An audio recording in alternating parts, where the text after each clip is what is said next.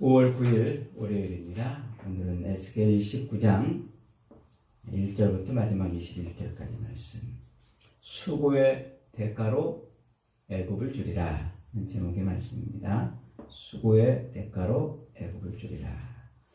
오늘 우리가 읽은 이 29장부터 32장까지 총 4장에 걸쳐 가지고 애굽에 대한 예언의 말씀이에요. 하나님이 애굽을 심판하셔가지고 느부갓네살 왕이 애굽을 정복하고, 그리고 그 애굽의 모든 것을 다 털어가지고 바벨론으로 보내겠다. 그리고 애굽은 아주 이제 별 볼 일 없는, 정말 힘없는 그런 아주 미약한 나라가 되게 만들겠다라는 이제 예언이죠. 그런데 오늘 이 예언은, 이 애굽에 대한 예언은 우리가 지난주에 읽었던 그 두로 26, 27, 28장 3장에 걸쳐서 두로에 대한 예언이 있었잖아요. 그 예언보다 먼저 있던 예언이에요.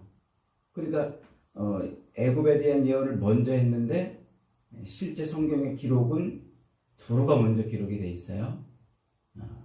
그리고 또 애굽에 대한 예언은 중간에 가면 또 한참 뒤에 한 5, 6년 뒤에 또 예언되는 그런 예언이 또 있어요. 근데 그 예언이 이제 또 오늘 본문에도 기록이 되어 있고 이렇게 기록이 되어 있어요. 그러니까 애굽에 대한 예언은 29, 30, 31, 32 이 4장에 걸쳐서 선포되는데 시간 순서가 좀 이렇게 뒤죽박죽 이렇게 돼 있다, 이렇게 말할 수가 있어요.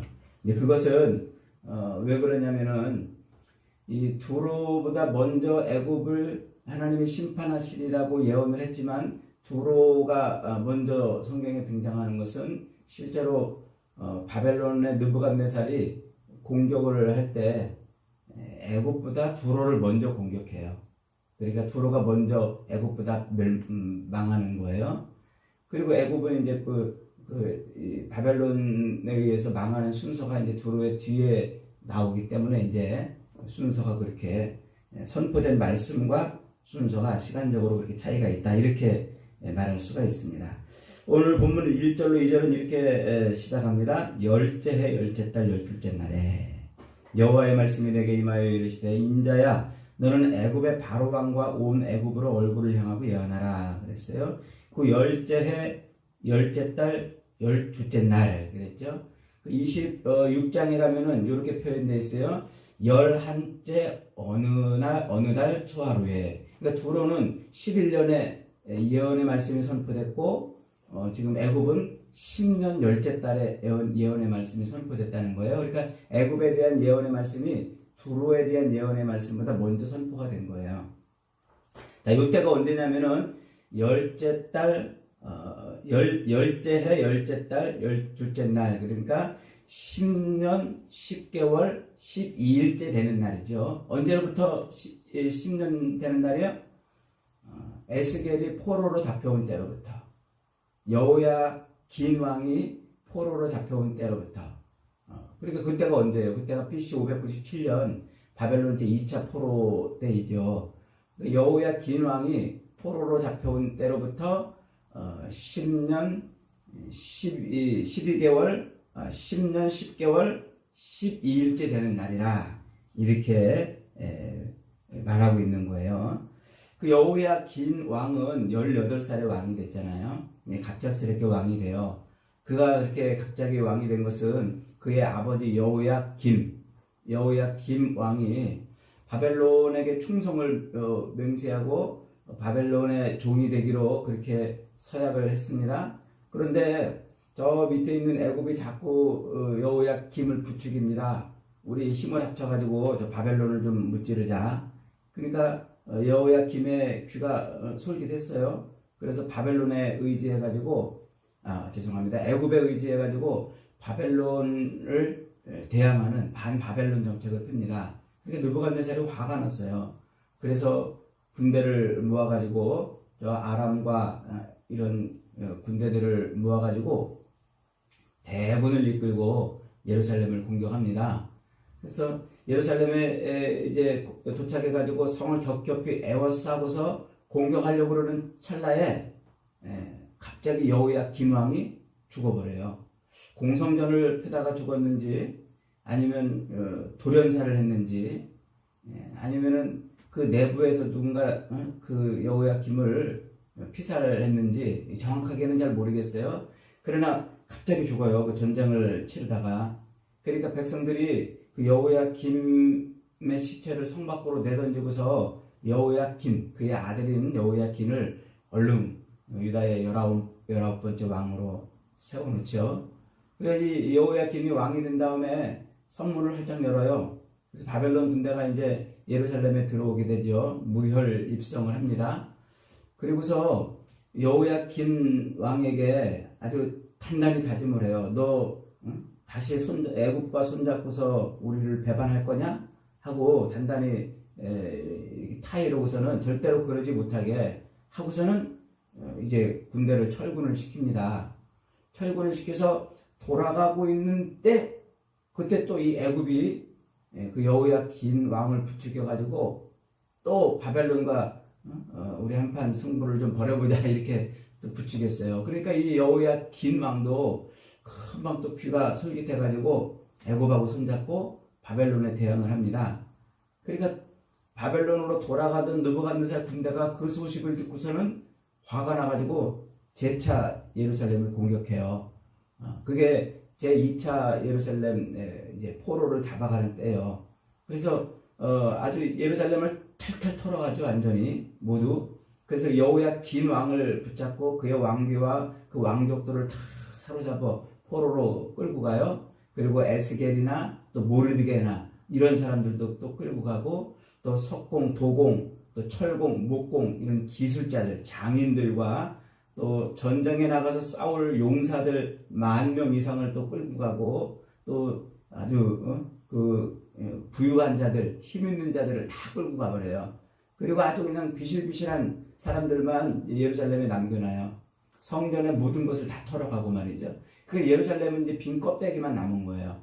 그 빈 껍데기만 남은 그 예루살렘에 이 여호야긴 왕의 삼촌 시드기야를 왕으로 세워놓고 자기에게 충성을 맹세하고 그리고서 이제 철군을 하죠. 이게 BC 597년 2차 포로가 있었던 때입니다. 그렇게 시드기야를 세워놓고 바벨론이 이제 돌아갔는데 그 예루살렘이 멸망하기 11년 전에요. 그런데 그 시드기야도 그 11년 동안에 여러 번 바벨론의 느부갓네살을 화나게 해요. 그러다 결국은 애굽에 또 손잡고서 반바벨론 정책을 펴다가 이제 588년에 애굽 이 바벨론이 또 예루살렘을 공격해가지고 끝내 586년에 이제 시드기야도 붙잡혀가지고 눈이 뽑히고 슬슬슬 결박돼가지고 애굽 이제 바벨론으로 끌려가게 되죠. 이런 일련의 과정, 이 여호야 김 왕이 이 왕이 돼가지고 그다음에 시드기야가 멸망할 때까지 예루살렘이 멸망할 때까지 그 22년 동안 여호야긴이나 시드기야나 이 세 왕이 이 애굽과 자꾸 손잡고서 바벨론의 반바벨론 정책을 핀단 말이에요.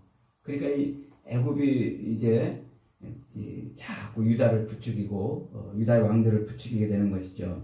그러니까 그것으로 인해서 이 예레미야 선지자는 그 세 왕들에게 계속해서 뭐라고 외쳤어요? 절대로 바벨론에 대항하지 말아라. 이게 하나님의 뜻이니까 바벨론을 대항하지 말고 애굽을 의지하지 말아라. 계속 그 22년 동안 말씀을 외치고 그랬잖아요. 그래서 결국 그 예레미야 선지자의 예언을 무시해요. 무시하고서는 애굽과 손을 잡고 바벨론을 대항을 한단 말이에요. 그러니까 예레미야 선지자의 그 예언의 말씀에 비춰가서 그들이 지금 이들이 뭐 한 거예요? 하나님의 뜻을 지금 거슬리는 일을 한 것이죠. 그 일을 하도록 누가 부추겼어요? 애굽이 자꾸 부추긴 거예요. 그러니까 하나님이 결국 하나님의 뜻을 거스리려고 하는 그 애굽을 이제 심판하시는 이유가 되는 거죠. 그런데 오늘 우리가 읽은 이 29장에서는 그 애굽을 심판하시는 그 이유, 자꾸 예루살렘 유다를 자꾸 부추겨가지고 반바벨론 정책을 펴게 했던 그 이유를 다른 각도에서 또 설명을 하는 거예요. 그게 무슨 각도냐면 3절 한번 보십시다. 3절에 보면 이렇게 나와 있어요. 주 여호와께서 이와 같이 말씀하시되 애굽의 바로 왕이여 내가 너를 대적하노라. 너는 자기의 강들 가운데 누운 큰 악어라. 스스로 이르기를 나의 이 강은 내 것이라 내가 나를 위하여 만들었다 하는도다. 어디서 많이 들어본 소리죠? 스스로 이르기를. 그러니까 지금 이 애굽의 바로왕, 그 바로왕이 지금 무슨 생각을 갖고 있다는 거예요? 자기가 헤엄치고 놀고 있는 이 강은 비유예요, 비유. 저 팔레스타인에 있는 여러 나라들을 의미하는 거예요. 애굽에 기대어 살고 있는 그 나라들, 그런 많은 나라들은 다 뭐였다는 거예요? 자기가 만들었다는 거예요. 자기의 통치 아래에 있고 자기가 그 모든 나라들을 자기 마음대로 주무를 수 있다. 이런 생각을 갖고 있다는 얘기예요. 그러니까 지금 이 생각을 하고 있는 그 애굽의 바로가 누구냐면은 예레미야 44장에 나오는 그 애굽의 호브라 왕입니다. 그는 이제 아수르가 멸망한 이후에 그리고 신흥 바벨론이 막 등장하려고 그러는 그때 이제 아수르의 그 패망에 힘입어 가지고 지중해와 팔레스타인을 장악을 해요. 굉장한 큰 힘으로, 그리고 굉장히 큰 군사력으로 이제 이 유다와 그 주변에 있는 나라들을 장악을 하지요. 아주 큰 힘과 이제 권세를 가지고 있는 겁니다. 그런데 거기에 더해서 이 애굽은 그 나일강의 그 아주 비옥한 토지를 가지고 있어요. 그래서 항상 이게 먹을 게 풍족하고 식량이 넘쳐납니다. 그러니까 이게 먹을 게 풍족하고 식량이 넘쳐나니까 이것이 바로 왕의 힘의 근원이 되는 거예요.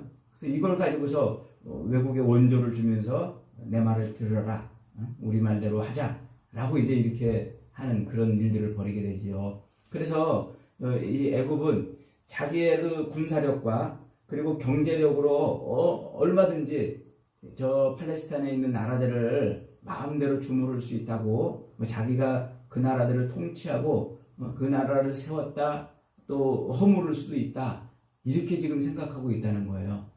그래서 스스로 이르기를 나의 이 강은 내 것이라 내가 만들었도다, 이렇게 지금 했다는 거지요. 바로 이 스스로 이르기를 뭔가 자기 스스로 이루어낸 것처럼 여기는 그것, 하나님이 이것을 못 견디는 거예요. 지금 하나님이 세상 모든 것을 통치하시는 분이시잖아요.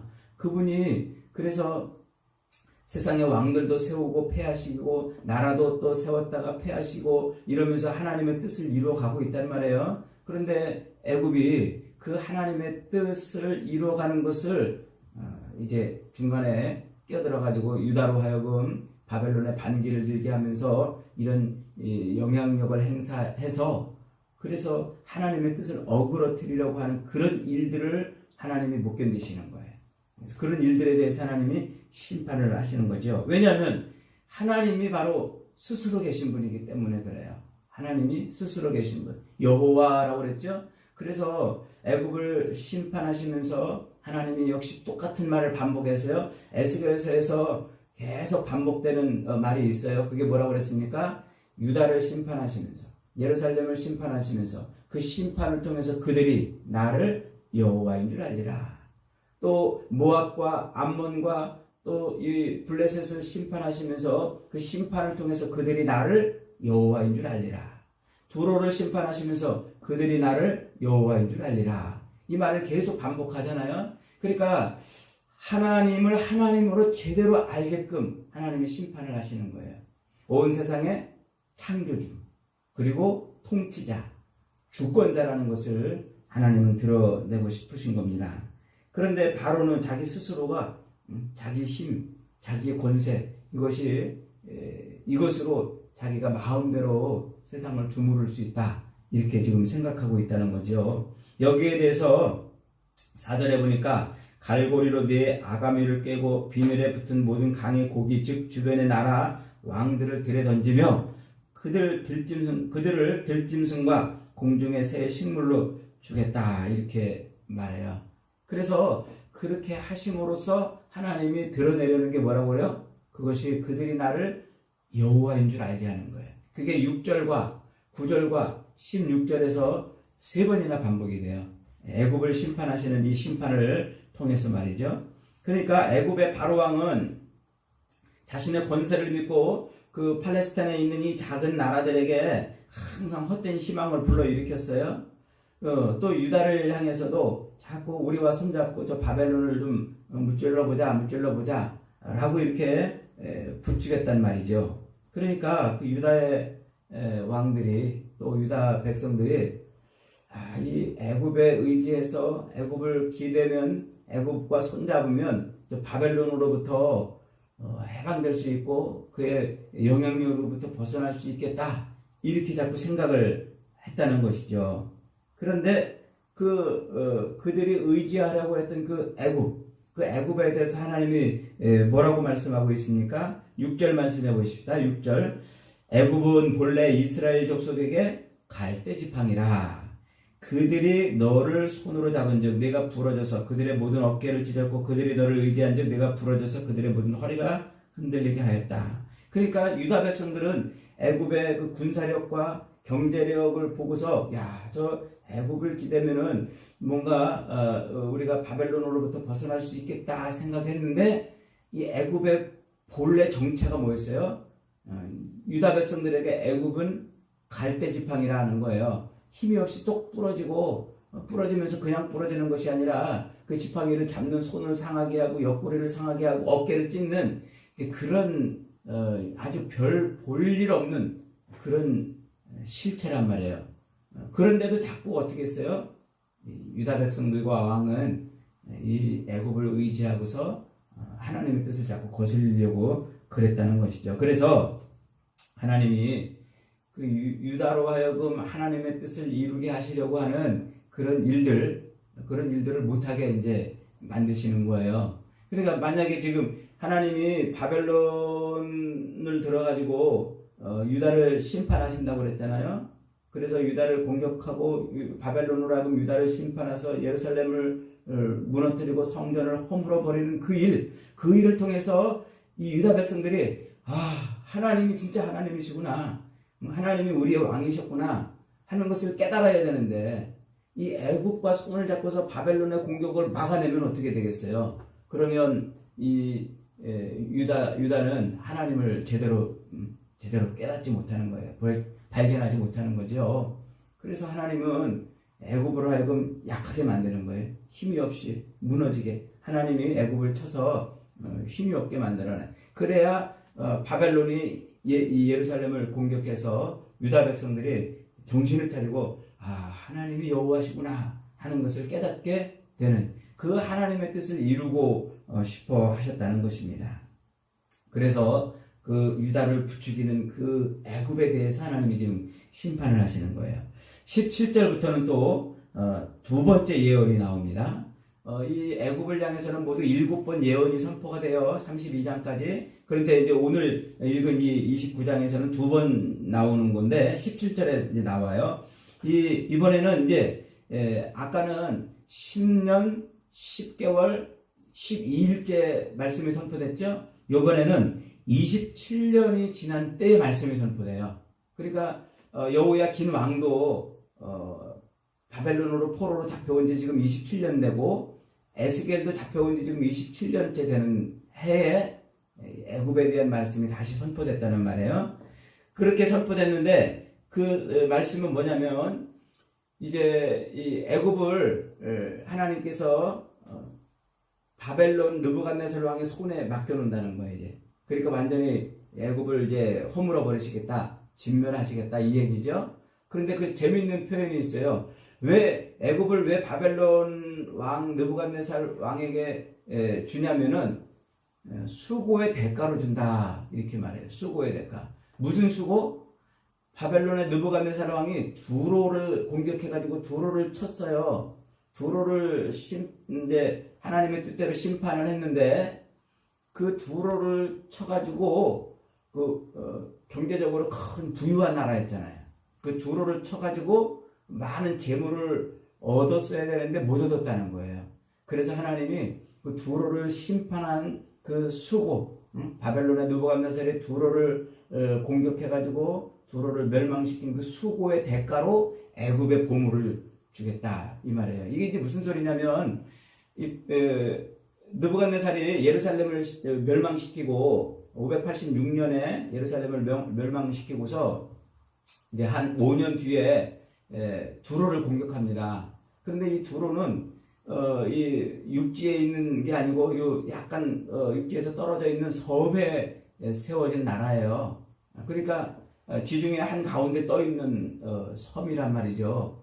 그러니까 이 바벨론의 느부갓네살이 두로를 공격하기가 쉽지 않아요. 그래서 그 공격을 하는데 무려 13년이나 걸쳐가지고 공격을 하는데 잘 공격이 안 되는 거예요. 그래서 어떤 이제 방법을 쓰냐면 느부갓네살이 군대를 다 동원해가지고 그 육지와 바다 사이를 메꿔버려요. 흙을 메꾸죠. 그러니까 머리에 막 돌을 이고 그다음에 어깨에 막 흙을 짊어지고 그러고서 흙을 갖다가 메꿨을 거 아니에요, 군사들이. 그러니까 그 군사들이 어떻게 했다고요? 머리가 오늘 본문에 머리가 다 빠지고 어깨가 다 상했다고 그런 수고를 하면서 두로를 멸망시켰다고 그렇게 지금 말하고 있는 거예요. 그래서 그렇게 수고했는데도 불구하고 두로에서 아무것도 못 얻었어요. 왜 못 얻었냐면 이 두로의 왕과 그리고 두로의 부자들 이 사람들이 13년이나 되는 긴 전쟁 동안에 재산을 다 빼돌려요. 저 크레테 섬으로 빼돌리고 저 이탈리아에 있는 쪽으로 그리스 쪽으로 그 다음에 터키 쪽으로 이 두로의 그 재물을 다 이미 빼돌려 버리는 거예요. 13년 전쟁 동안. 그러니까 13년 뒤에 바다를 메꿔가지고 두로를 공격했지만 아무것도 얻은 게 없어요. 빈손이 돼버린 거예요. 그러니까 하나님이 바벨론으로 하여금 두로를 공격하게 했는데 수고만 했지 아무것도 못 얻으니까 하나님이 이제 어떻게 하셨다고요?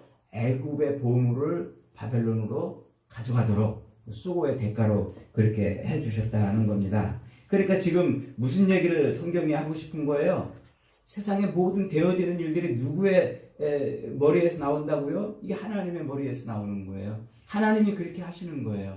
하나님께서 바벨론을 들어가지고 애굽을 치는 것도 두로를 공격하는 것도 예루살렘을 공격하는 것도 이것이 다 하나님이 계획하시고 하나님이 이루시는 일이라 하는 거죠. 그래서 모든 역사가 다 하나님의 손끝에서 나온다 하는 거예요. 그리고 아주 또 중요한 공식이 하나 있어요. 그게 뭐냐면 21절에 보니까 이런 말씀이 있어요. 마지막 절이죠. 그날에 나는 이스라엘 족속에게 한 뿔이 돋아나게 하고 그랬어요. 그날은 애굽이 심판받아 무너지는 날이에요.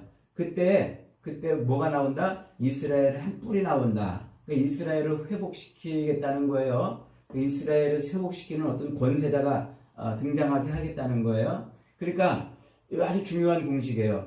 이사야 선지자를 통해서 우리가 많이 배웠죠. 심판은 뒤집으면 뭐라고요? 구원이라고요. 그래서 열방을 심판하시는 것이 곧 유다를 구원하시는 거라고 그랬습니다. 세상을 심판하시는 것이 곧 하나님의 백성을 구원하는 거예요. 그러니까 심판은 구원이다 라는 이 공식, 이게 나중에 이 요한계시록을 해석하는데 아주 중요한 메타포가 돼요. 그러니까 이 에스겔은 이 요한계시록을 해석하는 데 있어서 중요한 메타포를 상당히 많이 제공을 해요. 바로 이 공식도 중요한 공식이죠. 세상을 하나님이 이제 말세에 예수님의 재림 전에 말세에 세상을 심판하세요. 그 심판은 곧 하나님의 백성들을 구원하는 그 구원의 도식이 된다는 말이죠. 그러니까 세상은 누구의 손에 의해서 움직이는 거예요? 하나님의 손에서 움직이는 겁니다. 여러분, 세상에서 우연히 벌어지는 일은 없어요. 어쩌다가 일어나는 일도 없어요. 우리가 당하는 모든 일들도 다 하나님의 뜻에서, 하나님의 손끝에서 나오는 건 줄 믿으시기 바랍니다.